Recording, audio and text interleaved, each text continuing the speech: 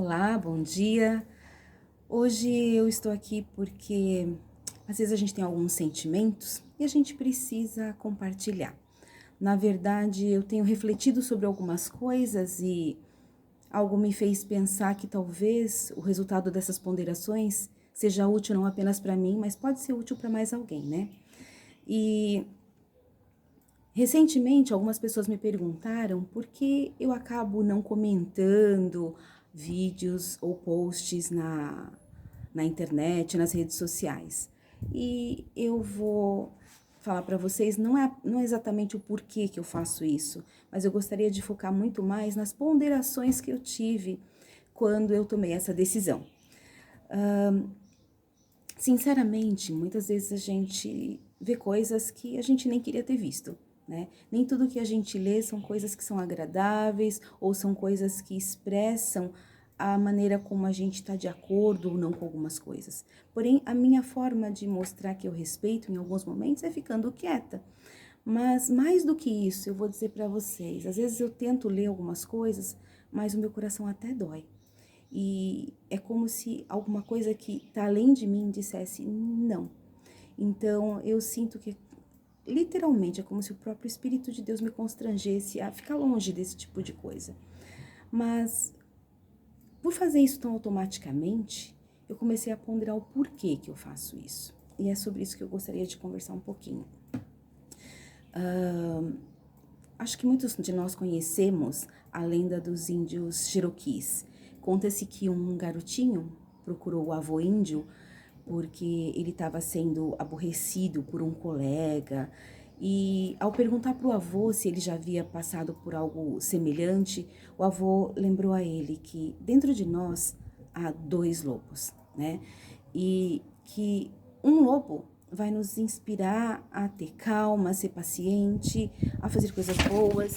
E o outro lobo, ao contrário desse daí, ele vai ser um lobo que vai nos levar a ficar furiosos, né, raivosos e a externar sentimentos de ira, de raiva também.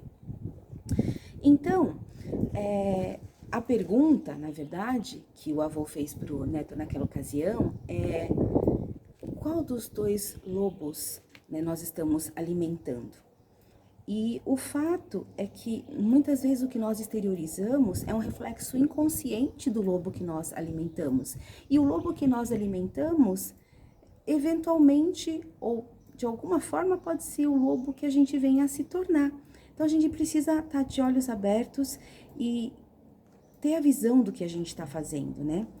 Quando a gente se esforça para entender a outra pessoa, a gente se torna mais humano, né? E, de certa forma também, o lobo que nos inspira pensamentos negativos, ele não vai ter força se nós não focarmos nele. E a pergunta é: estamos sendo dominados por nossos lobos ou estamos dominando os lobos que tentam influenciar a nossa vida? E a resposta fica evidente por aquilo que a gente manifesta na nossa vida.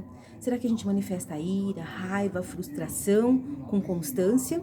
São os sentimentos que nós temos eventualmente, mas com que constância a gente está externando isso, né? E de que forma a gente está fazendo? Ou será que a gente consegue expressar equilíbrio, harmonia, alegria com mais frequência? E eu fiquei ponderando sobre isso. Não faz muito tempo, acho que uns 6, 7 meses, a gente teve uma visita maravilhosa aqui no Brasil, que foi do presidente Nelson e sua esposa. E as mensagens que nos deixaram foram inesquecíveis. Algo que me marcou muito foi a mensagem da Sister Nelson falando sobre discórdia zero. Todos nós conhecemos a resposta, a epístola, né, que Moroni escreveu a Paurã. Moroni sendo o capitão-chefe dos exércitos e Paurã o governador naquela ocasião.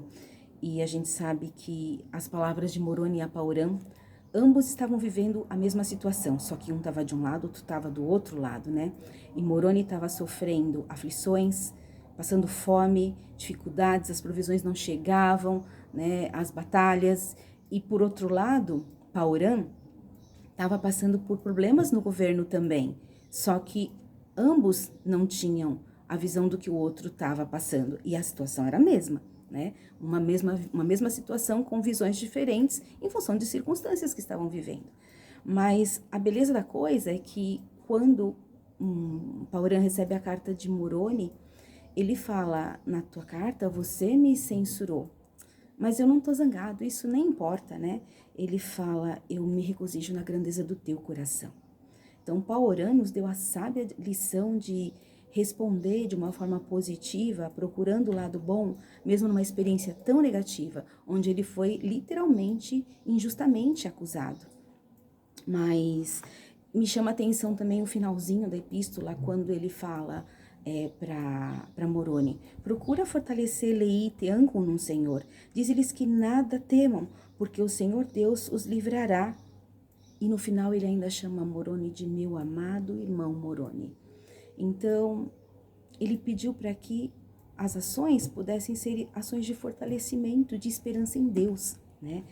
E o fato também é que se a gente se encarrega de espalhar coisas boas por onde a gente passa, a vida também vai se encarregar de trazer outras ainda melhores para nós, né? E isso é tão interessante. A gente está numa época que a gente vê tanto falar, né, da questão, nem quero entrar nesse assunto porque é polêmico e é difícil e é duro, né, de vírus, né?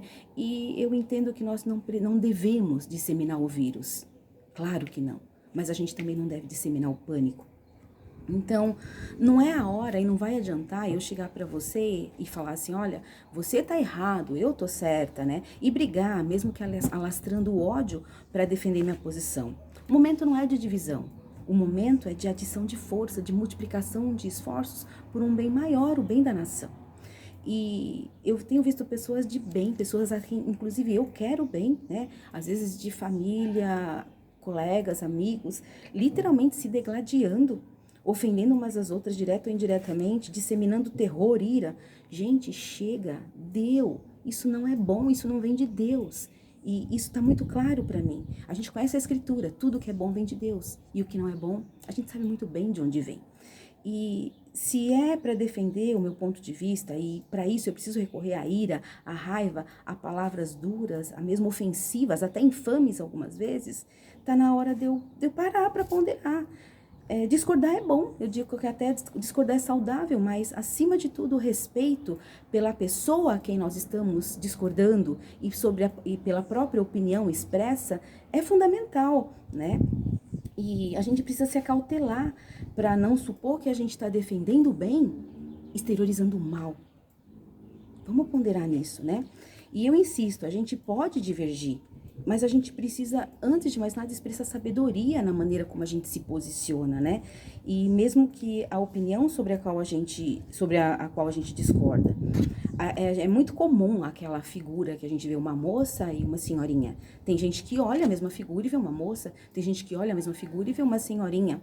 E ambos estão certos, né? Nem sempre ambos vão estar certos, mas na maioria das vezes as pessoas vão ter pontos de vista diferentes de uma mesma situação, como aconteceu com Moroni e Ancon, enfim. O que eu queria comentar com vocês sobre isso é que a gente precisa tomar cuidado ao discordar e que a nossa forma de fazê-lo vai em algum momento expressar o respeito ou a falta de respeito pelos nossos próprios irmãos. Sim, nós somos livres para expressar nossa opinião, isso é fato. Não estou discutindo isso aqui. O que eu estou colocando, e muito claramente gostaria que pudéssemos pensar sobre isso, é que a minha liberdade acaba quando começa a sua de expressar a sua opinião. E a maneira que eu tenho de mostrar que eu tenho uma atitude saudável é respeitando a sua opinião, mesmo que ela seja diferente da minha. Meu marido esteve recentemente na Europa e ele disse que lá onde ele estava, em Lisboa, ele viu uma coisa que chamou a atenção. Eu não vou falar de política aqui não, mas ele viu uma coisa lá que eu queria só compartilhar com vocês. Sim, as pessoas lá têm uma consciência cívica muito grande, isso é muito legal. E lá, como em muitos lugares, tem direita, tem esquerda, mas no momento em que houve, né, um inimigo descomunal tentando assolar a população, todos os esforços se uniram. E é como se não existisse direita ou esquerda. Pelo contrário, o que existia era um grupo se esforçando, apesar das diferenças, para que vencessem um inimigo que está assolando a nação. E eu achei isso muito legal, né? Muito, muito interessante. Então, mesmo divergindo em muita coisa, né, a gente pode trabalhar junto em prol de um bem maior, né, o bem de todos, né. E há muito tempo atrás eu vi foi um artigo, na verdade. Estava tentando lembrar os detalhes, mas eu lembro bem vagamente. Um artigo onde cientistas avaliaram o efeito de ações em moléculas de água. Então, eles colocaram recipientes com água, alguns recipientes, e um recipiente não sofreu ação nenhuma. O outro recipiente foi exposto a gritos, a coisas bem pesadas. E o terceiro recipiente foi exposto a uma música calma, a palavras tranquilas. E depois de um tempo, microscopicamente, eles observaram como que essas moléculas de água se desenvolveram. A molécula que não tinha sofrido nenhuma ação, ela permaneceu inalterada, como a forma dela, a molécula da água normalmente. A molécula que foi submetida a gritos, a coisas pesadas, ela estava totalmente deformada. E a molécula que passou, né, foi submetida a música calma, a palavras tranquilas, ela teve uma forma belíssima. Ela se desenvolveu de uma forma muito bonita. Então, gente, nós somos muito mais sensíveis. Estamos numa época em que a gente é muito mais fragilizado do que a própria molécula da água. Então, a gente precisa tomar cuidado com o que a gente espalha, com o que a gente dissemina. Eu queria concluir o meu raciocínio lembrando uma coisa que eu aprendi, que está gravado no meu coração e que eu coloquei no túmulo da pessoa que eu mais amei nessa vida, que foi minha vovó mamãe. E é uma frase de Vital Brasil que ele diz: não há maior consciência, não há maior recompensa do que a consciência de ter feito o bem. Não há maior recompensa do que a consciência de ter feito o bem. Bora olhar pra frente. Bora fazer a nossa parte de uma forma positiva e inspirando as pessoas ao bem. O mundo está precisando tanto de ânimo, tanto de um exemplo de coisas que elevem. E se a gente não consegue fazer isso, vamos tentar se conter um pouquinho. Vamos tentar disseminar mais o amor do que a dor, do que o rancor, né? E eu fiquei pensando, ponderando as palavras de Vital Brasil, será que eu verdadeiramente estou fazendo isso com as minhas palavras? Será que eu estou lembrando que caridade se expressa com ações, sim, mas também se expressa com palavras? Será que minhas palavras para com o meu próximo têm sido caridosas? Né? Então, que quando tudo isso passar, a gente possa ter a certeza de que com nossas palavras nós fizemos o bem. Com nossas ações nós fizemos o bem.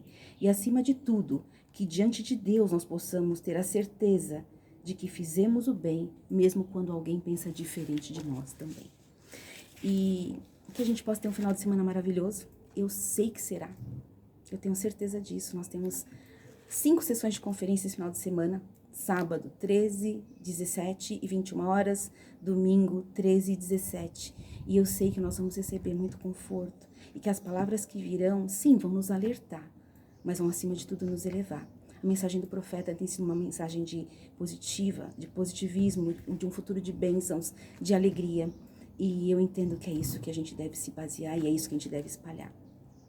Uma nova semana aí repleta de força, repleta de luz, repleta de boas energias e de muita confiança em Deus. Porque Ele sim é capaz de sanar tudo isso que está acontecendo assim. Um abraço bem grande para vocês. Beijo também. Tchau, tchau.